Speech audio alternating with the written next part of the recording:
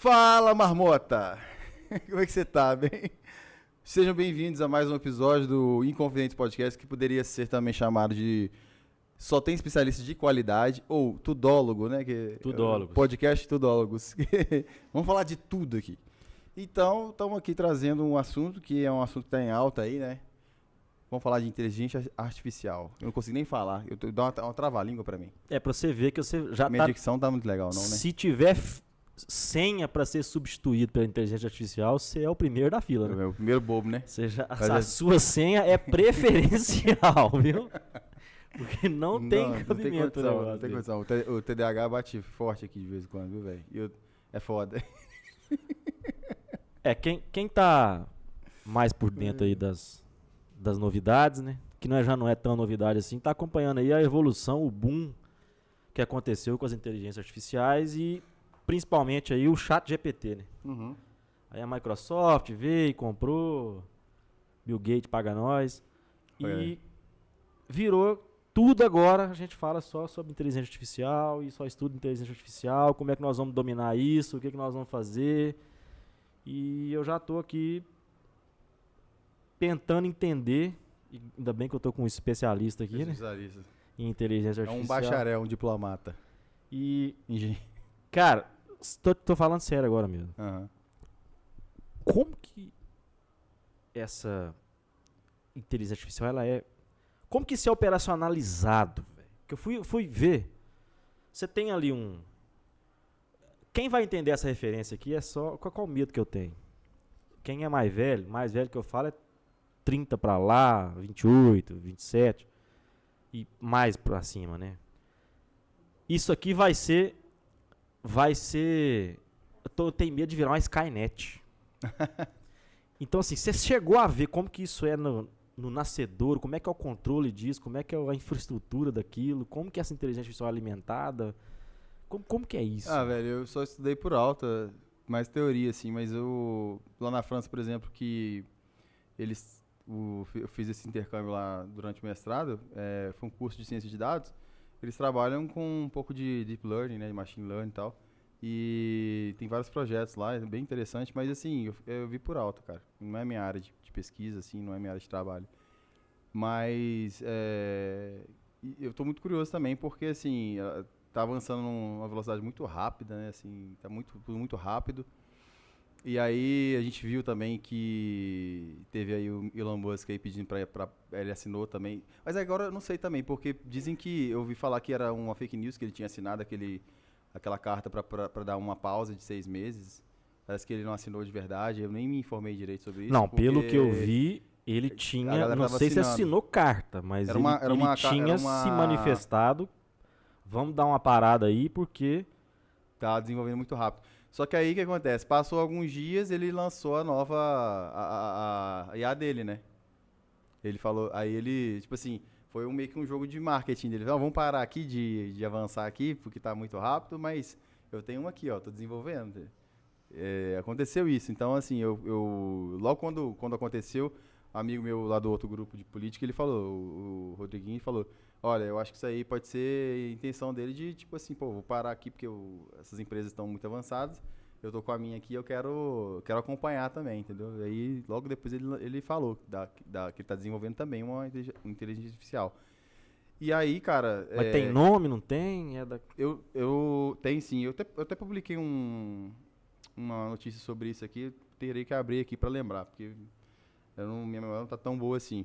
Mas eu li um artigo falando, cara, eu queria até trazer, eu achei bem interessante, que é o seguinte, é um artigo mais alarmista, que é exatamente o que você está colocando, você tem medo de que isso se torne uma Skynet. Né, para quem não sabe aí, assistiu o Terminator aí, o Exterminador do Futuro 1 aí, o filme que introduz lá em, acho que em 80, né, esse filme de 1980, né? A data certa eu não sei não. Ele é de 80, enfim, é bem no começo, acho que é começo dos anos 80. E aí, esse filme, ele traz essa coisa de viagem no tempo e a inteligência artificial, as máquinas, né, que superaram os homens. E esse artigo, cara, ele fala exatamente disso, assim, é um pouco alarmista, porque ele fala que a gente pode ser ultrapassado muito rapidamente, né? Então, assim, e até dar uns exemplos tipo assim, é como se fosse uma vida extraterrestre muito avançada e viesse para a Terra. O que eles fariam? Geralmente, o que a gente faz quando a gente encontra uma civilização mais ultrapassada que a nossa? A gente explora, né? Geralmente. E dizima, né? Exatamente. E aí ele fala disso, assim, o medo realmente de a gente ser muito ultrapassado pela inteligência artificial e a gente, tipo assim... Cara, porque eu penso assim, eu amo o que eu faço. Imagina se... Porque muita gente quer assim, eu quero uma inteligência artificial que faça o meu trabalho. Se você não faz seu trabalho, sobra o que pra você? O que você vai fazer da vida? Mas não é nem fazer o meu trabalho, cara. Por exemplo, hoje nós temos que viver numa produtividade tão grande que eu quero ferramentas que acelerem o meu trabalho para que eu possa produzir cada vez mais e mais. Aí sim, com certeza. Só que aí tem aquele negócio. Até que ponto eu tô delegando funções burocráticas para essa inteligência artificial e até que ponto eu tô delegando a minha capacidade crítica e o meu pensamento para essa inteligência artificial. Que eu acho que é aí que tá uma discussão ética. Uhum.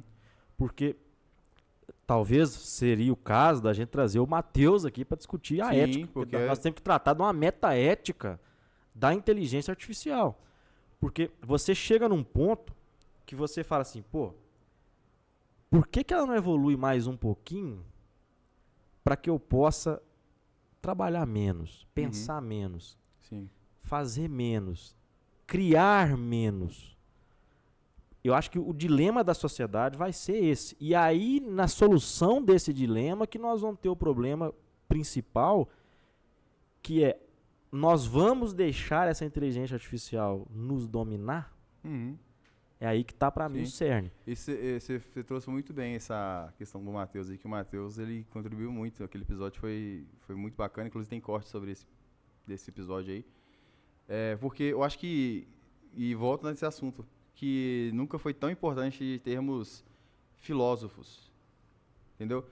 Até vi uma notícia de uma pessoa, um pesquisador, cara, para lembrar assim de memória exatamente os detalhes, mas o que dizia na mensagem era que assim, precisamos formar mais doutores filósofos, porque o PhD é de filosofia, e hoje nós estamos formando técnicos.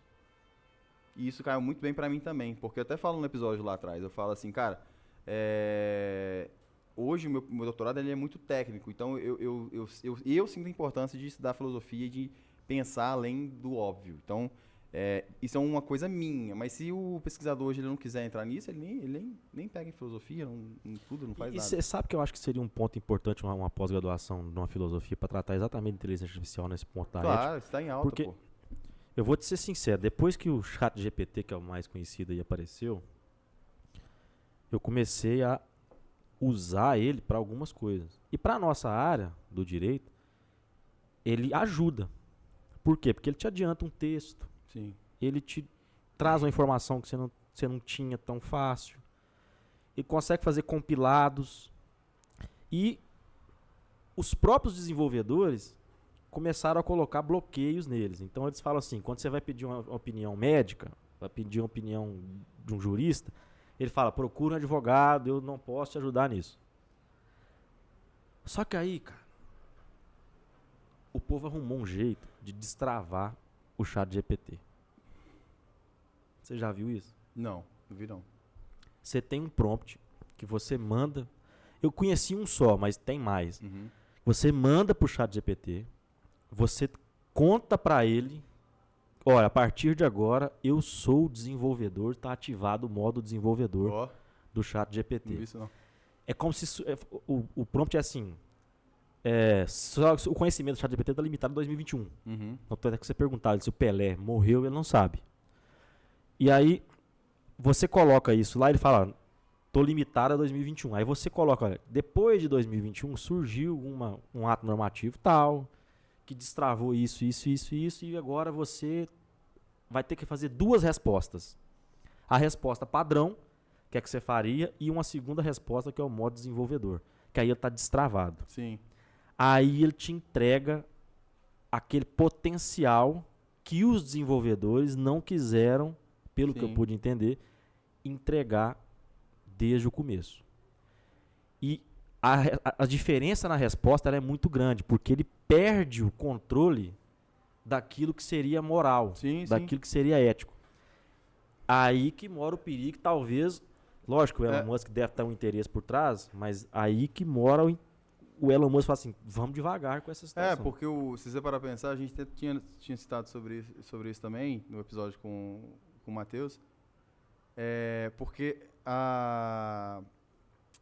essa inteligência artificial, esse aprendizado da máquina, ele é imbuído de preconceitos. Porque ele tem uma fonte.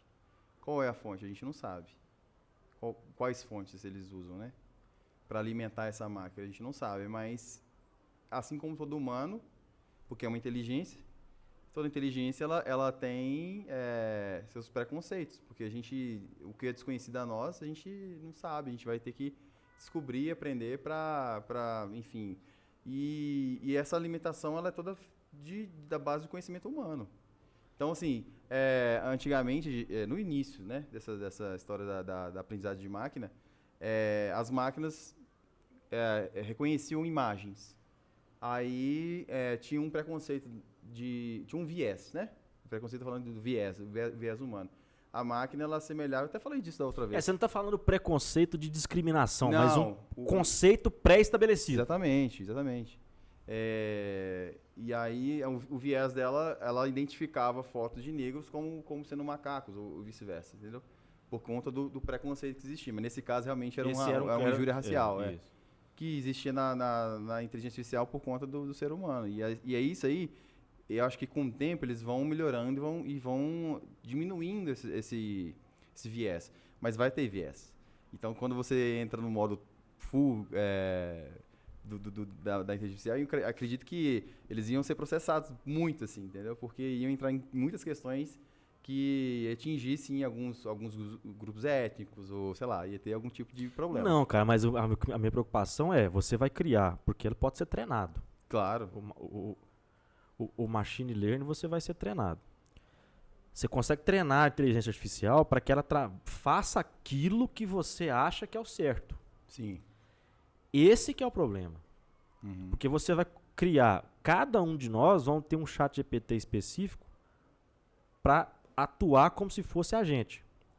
Então nós vamos ter várias inteligências artificiais com um viés diferente, um conceito diferente, um preconceito diferente, uma discriminação diferente. Uhum.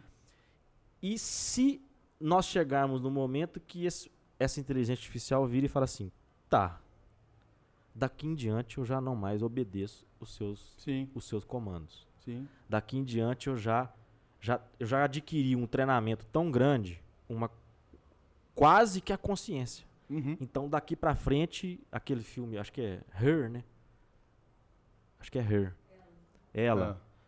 É um filme muito interessante, porque você está tratando uma inteligência artificial que tem uma consciência. E aí ela começa a ter os problemas humanos. E ela começa a entender o que é ela. Então, a minha preocupação da inteligência artificial é nesse sentido. Quem vai estar lá para puxar o cabo? Sim. Hora que der merda. Eu acho que a gente... Cara, tá retomando o episódio de filosofia, porque a gente tinha falado sobre isso. Eu falei sobre isso, assim, a questão do fazer por fazer. Por que a filosofia é tão importante nesses casos? E eu acho que está tão em alta agora, assim.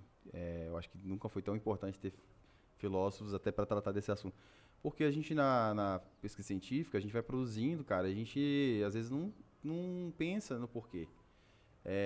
Cara, as empresas aí que trabalham, que ganham dinheiro com pesquisa científica, na área de farmaco, né, enfim, cara, eles querem lucrar, né, então assim, tem um objetivo claro ali de ganho e não se pensa muito nos poréns. Então, e a pesquisa científica tem muito isso, esse viés assim de produção. Você tem que entrar para pós, você tem que entrar para mestrado e doutorado e produzir. E você não tem tempo para ficar pensando por quê. E aí acaba... Eu acho que a questão da inteligência artificial hoje é isso que está acontecendo.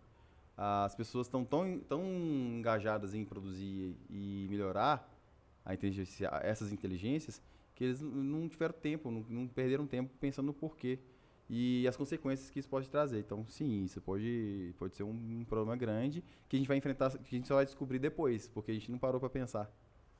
Cara, e você, pelo menos na área do direito, você cria um tanto de problemas jurídicos, porque você não... Você tem problema de copyright, né, direito autoral. Você tem problema até de... Cara, muita coisa, cara. Até o próprio processo legislativo ele pode ficar às vezes viciado em virtude da utilização da inteligência artificial. Na área médica, pelo que eu vi, muita gente tem se reportado, recorrido à inteligência artificial e estão tentando desenvolver aquilo a um ponto que vai chegar um momento que você vai desenvolver algo, igual você falou, para tirar o seu próprio trabalho. Uhum. E para que eu vou ter, por exemplo, né, querendo ou não, a Uber lá na Califórnia, quando ela tem os carros autônomos, aquilo é uma inteligência artificial que está dirigindo um veículo. Sim. Eu lembro, sabe de quê? De Wall-E. Wall-E, já evoluiu tanto que não tem mais nada que ser feito, aí a pessoa só fica ali para comer e assistir entretenimento e não tem mais nada para fazer. Essas empresas, cara, que virou... Qual que é o... Hoje o emprego de como é que fala? Designer de aplicativo, essas coisas. Como é que tem um nome certo que eu não sei? Desenvolvedor. Ele é muito bem remunerado, paga em dólares, trabalha dentro de casa e tudo. Só que, cara, você vai jogar um código lá no ChatGPT, cara, ele te entrega o código na página direitinho pra você copiar e jogar lá e fazer. Aí você tem que refinar aquilo. Então, você chegar num ponto que não precisa fazer o refino. Sim. Então, esse boom que teve de... tem muita gente desenvolvedor e ganhando 30, 40 mil, 15 mil por mês. Será que as empresas já não estão... Opa, peraí, deixa eu ir pro ChatGPT aqui pra tolice. Agora, que é muito bom e eu fico viajando pra caramba em inteligência artificial, eu fico, velho. É legal. Mas eu fico... É muito, velho. Então, tem até que dar um bocado de dica aqui pro povo, viu, gente? Nós estamos falando aqui mal, mas o trem é bom.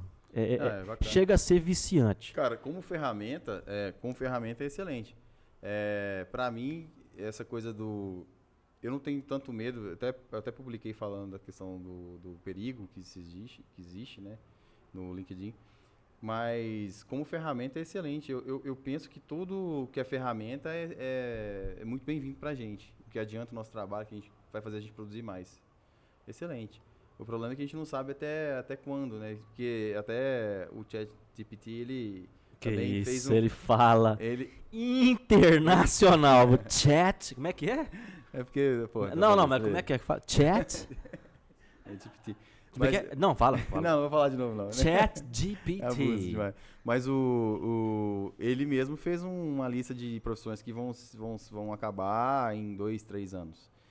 Eu achei absurdo demais, assim, eu não acho que vai ser tão rápido, mas ele falou que, pelo que ele, né, que ele entende aí, que ele tem de informação lá, muitas profissões, inclusive de bibliotecário, de advogado, outras profissões vão acabar. A que eu vi que foi uma das últimas é a engenheiro de Minas. Então, gente, nós estamos aqui, nós somos mineiros, Inconfidentes, Minas Gerais. Você que menina agora, está pensando o que estudar, para você burlar a inteligência artificial, seja engenheiro de Minas. Porque você pode jogar aí no chat GPT. Joga aí no chat GPT, pergunta ele. A última profissão é engenheiro de Minas. Deve ser porque o robô não dá conta de entrar. Você acha que vai ser assim mesmo? Você acha que... Eu acho que não. O quê? Você acha o quê? Que as profissões vão ser substituídas. Eu acho. Você acha que vai? O ser humano, ele nasceu para ficar à toa. Não. Nasceu. Muito pelo contrário. É bom. Eu gosto muito de trabalhar. Gosto do que eu faço e tudo. Agora, se você tiver uma oportunidade de só dar o comando, você vai gostar mais ainda. Cara, eu acho que parte da nossa função e nosso prazer, nosso objetivo... Não, assim, como é que fala? Tem uma palavra melhor. Viver é sofrer, mas viver também é trabalhar. E trabalho é sofrido. Não, mas o trabalho não vai acabar. Você só vai mudar a diretriz. Então, ao invés de você ser um trabalho, um médico, você ser um bibliotecário, você ser um advogado, você vai ser um engenheiro de prompt. Cara, então, mas assim, aí nessa perspectiva aí, então pouca gente vai ter trabalho. Cara, mas você trabalha é pra ser feliz ou pra ter um sustento, pra aquele sustento te dar felicidade? Cara, eu trabalho pra ter uma qualidade de vida. Assim, eu não vivo para trabalhar, mas eu conheço gente que vive por trabalho. Porque Conheço gente eu que é gosto assim. do que eu faço, mas tem coisas que eu faço que eu não gosto. Mas a maioria das coisas que eu faço eu Sim, gosto. Então, é normal. eu, Mas, ao mesmo tempo que eu quero descansar, eu quero voltar a trabalhar com 10 dias. sim. Tal. Quando você tira férias, você É, tá nas férias ali, mas você sente um pouco de falta do trabalho, da rotina. mas não é um absurdo. E olha que você está escutando isso de uma pessoa que é defensor de Friedrich Hayek, Aham. da Escola Austríaca de Economia. Não é absurdo você pensar que daqui a um tempo nós vamos ter que criar uma bolsa, um vale, um Bolsa Família, para determinadas profissões que não vão mais existir.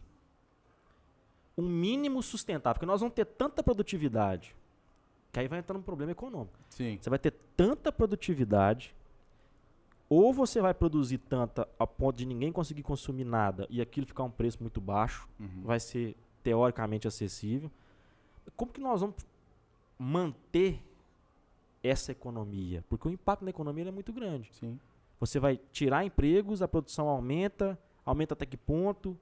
Essas pessoas que não sabem fazer mais nada, não tem condição de estudar, e ela vai viver de quê? Quem vão ser esses escolhidos? Né? Aí tem o Altered Carbon lá, que aí já é mais pra frente, a hora que você consegue pegar, transferir sua consciência para um chip, trocar, passar para um outro corpo. Isso aí é legal. Eu tenho o Cyberpunk também, o anime que saiu lá da Netflix. Isso. Trata Então, desse assunto aí. e essas ficções, elas estão cada vez mais próximas. Uhum. E é o próprio Elon Musk que fala que nós estamos na 7ª camada de uma realidade virtual. A série, como é que chama aquela série que a gente viu que acabou, que não vai ter mais segundo episódio? Segunda temporada? Saiu na Netflix agora, foi boa pra caramba, que é num barco. Putz. 1899, 1889. Mesmo criadores De Dark, é. Cara, aquilo ali, a hora que terminou, não vou dar o spoiler, mas a hora que terminou, eu virei pra Duda e falei assim, a segunda temporada vai ser espetacular. Aí cancelou. Sério, velho? Caralho. E ela trata de basicamente isso. Uhum. Essas questões de realidades virtuais. Então, velho, eu não tenho a menor condição de imaginar onde é que nós vamos parar com essa questão da inteligência artificial. Preciso começar a pensar. Porque assim, a ficção, a vida imita a arte, né? A ficção, cara, é engraçado que a gente cresceu. Eu cresci nos anos 80, você não, né? Você é dos anos 90, né? Eu cresci sim, né? Eu era moleque, mas sou de 85. Mas a gente viu os filmes ali naquela época, De Volta para o Futuro, várias coisas que já acontecem hoje, assim, o próprio Exterminador, muita coisa que já acontece hoje.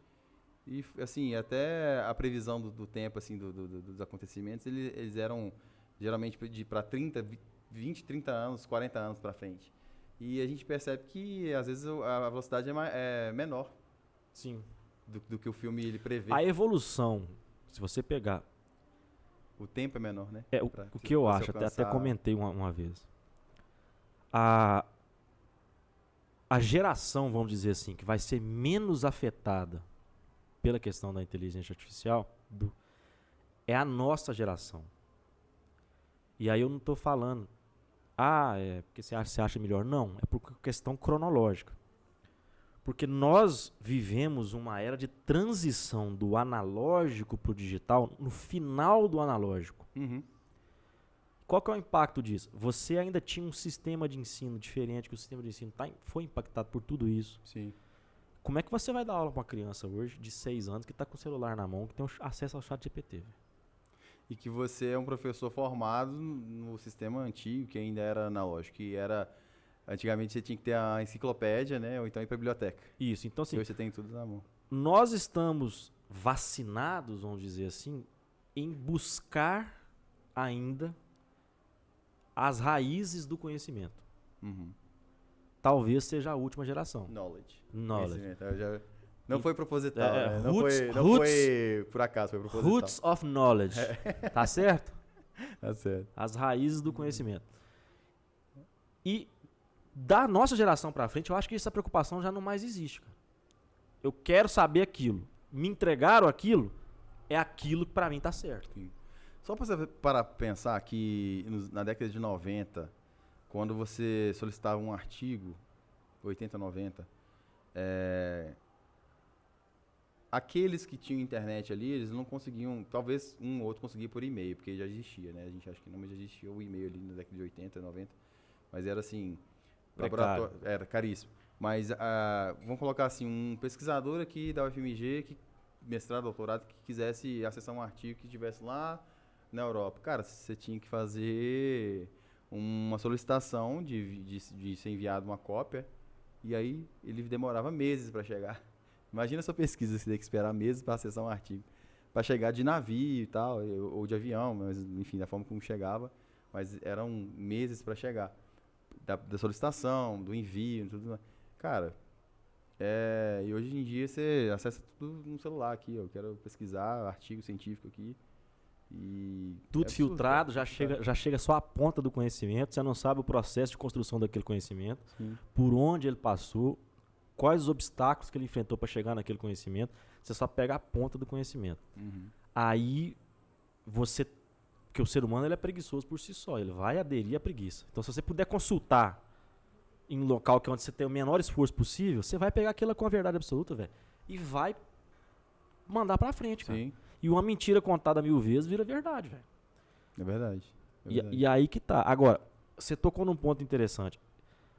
Talvez as pessoas que mais tenham receio da inteligência artificial sejam os artistas. E eu vou enxergar. Pode continuar, eu vou complementar depois. Eu quero falar dos artistas. Por quê? Porque você tem hoje. Gente, se vocês não baixaram, baixem aí. Como a Microsoft comprou o ChatGPT, ela disponibilizou agora no Microsoft Edge, que é o navegador dela, que é baseado no Chrome, um link, um íconezinho lá no canto direito superior, que é o Bing. Tem um designer também que você me passou. Isso. E aí no Bing, ele nada mais é do que um chat GPT dentro do navegador, você vai pesquisando, aí pede ele para redigir e tudo. Então, migrem o seu navegador para o Microsoft Edge. Já vai te ajudar muito. E dentro dessa compra da Microsoft tem o DALL-E, que é depois veio o Midjourney, depois do Midjourney veio o DALL-E, e a Microsoft vem com o Bing. DALL-E inspirado no Huawei, né? É o nome, muito legal. Aí vem o Bing Image Creator. Uhum. Cara, sensacional. Cara, eu não usei ainda, eu fiz um teste lá muito bacana. É igual não é igual ao Midjourney, porque o Midjourney é mais avançado, mas ele é teoricamente grátis, você pode fazer 25 imagens por dia, que vem 4 imagens.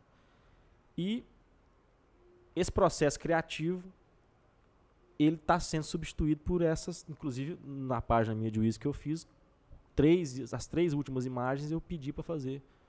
A imagem do perfil eu pedi para fazer lá. Só que aí, por que eu acho que os criadores de fato não vão ser impactados ao final com a questão da inteligência artificial? Porque a inteligência artificial não tem algo que o ser humano tem, que é um defeito. Uhum. É o erro. O ser humano erra. E às vezes do erro surge uma arte. Será que a Mona Lisa foi um erro? Não sei. Será que a Mona Lisa foi um erro? Cara... Não sei. Você falou uma coisa muito, muito legal, eu não tinha parado pra pensar nisso. Porque assim, a Mona Lisa é enigmática. Ela só é famosa assim porque ela é enigmática. E ninguém sabe se ela tá rindo, se ela tá... chorando, se ela tá olhando pra você, pra quem tá atrás de você. Se é homem, se é mulher, ninguém sabe. Tem uma dúvida. É um homem ou uma mulher? Exatamente. E será que foi intencional? Será que não foi? Assim, porque... E a arte, ela tem essa coisa de ser abstrata a esse ponto, né? De tipo, a gente ficar pensando, será que... O que tava passando na cabeça do criador, né? Do artista. E aí você falou do DALL-E e de outras ferramentas que fazem essas artes por palavras-chave. É muito interessante isso, e só que aí eu fiquei muito empolgado na época, assim, porque eu sempre quis pintar, fazer arte, mas eu nunca soube pintar, e uma arte que eu queria saber mesmo. Pintar, desenhar, eu queria muito, mas, né, assim, me peguei a música, outras coisas, e aí comecei a fazer arte lá com palavras-chave e achei interessante, só que aí eu comecei a me questionar, tipo assim, pô, mas de onde a inteligência artificial tira? Pegou isso, né? De onde pegou? Aí comecei a conversar com umas pessoas artistas, assim, tipo, cara, tem um primo que também é músico, que também desenha, também é artista gráfico e tal, é bem foda, o Helder Filho. E comecei a conversar com ele, cara, mas, pois é, e de onde vem a inspiração da inteligência artificial, né, quer dizer, a fonte? E aí é de outros artistas, é baseado em outros artistas. E esses artistas que criaram, eles não vão receber royalties, não vão receber quer dizer, não vai ter retorno financeiro, né? Porque são o copyright, você falou do copyright, os direitos de autor não vão receber. Aí eu vi uma notícia que eles começaram a discutir com os artistas como é que isso vai ser pago. Porque o que ela está fazendo? Ela está se alimentando da arte que existe exposta na internet e regurgitando outras artes. Mas todas essas artes são baseadas em artes reais, em artes criadas por homens, né? Pelo ser humano. Tem gente, ó, você que tá à toa dentro de casa, tá fazendo nada, tá aí vivendo às custas do pai, da mãe, às custas do governo, tem uma internetzinha mais ou menos. Negócio é o seguinte, pega aí essa inteligência artificial, o ChatGPT, escreve lá, faça pra mim, eu aprendi, eu vi no vídeo, até falei com você, eu vi um vídeo na internet, faça um roteiro de vídeo do YouTube de 5 minutos falando sobre a Segunda Guerra Mundial. Ele vai te dar um roteiro, vai pôr até onde é que você vai ter que pôr as imagens. Cara, que legal. Aí você tem um outro site, que eu não lembro agora o nome do site, mas você pode jogar e transformar texto em voz. Pô, a sua voz você consegue fazer? Aí você joga lá esse texto, ele vai criar uma voz sintética e essa voz vai narrar aquilo. E você pode fazer seu avatar também. Isso. Aí você pega as imagens, só tem que montar as imagens. Já tem site que monta também. Você acabou de fazer um vídeo explicando em 5 minutos, que o povo não tem paciência de escutar mais do que 5 minutos, ver mais que 5 minutos, sobre como foi a Segunda Guerra Mundial. Se tá certo, se tá errado, é outra história. Tem gente ganhando dinheiro no YouTube com isso. Fazendo isso aí. Véio. Ele pega ali e faz. Tem gente fazendo imagem com esses DALL-E aí, os Midjourney da vida, e fazendo NFT. Sim. E você já pra pensar o tanto que eu tava pra gravar um vídeo sobre isso. Antigamente, para você fazer conteúdo na internet, você tinha que ter conhecimento para fazer, Photoshop, não sei o que, um tanto de coisa, de edição de vídeo e tal, edição de foto, edição de vídeo, edição de áudio. E hoje em dia, você vai lá, cara, você tem tudo na mão. Hoje em dia, você consegue fazer sozinho de casa. Tem uma inteligência artificial. Você consegue fazer tudo sozinho, não precisa pagar mais ninguém mais. Aí já tá tirando o emprego dessa galera que eu não sei o nome, já tá tirando, mas eu vi. Óbvio que não sai da mesma forma. Não é mentira, pode pesquisar. Eles conseguem pegar 1 minuto da sua voz, se você gravar um áudio de minuto, 15, acho que chegou até 15 segundos. Grava um áudio qualquer. Aí ele consegue pegar o seu padrão de voz e construir todo tipo, igual você falou, construir todo tipo de texto com aquele padrão de voz que você tem. Uhum. Tem uma inteligência especificamente que você consegue conversar por áudio com o Elon Musk, com o Steve Jobs. Sim.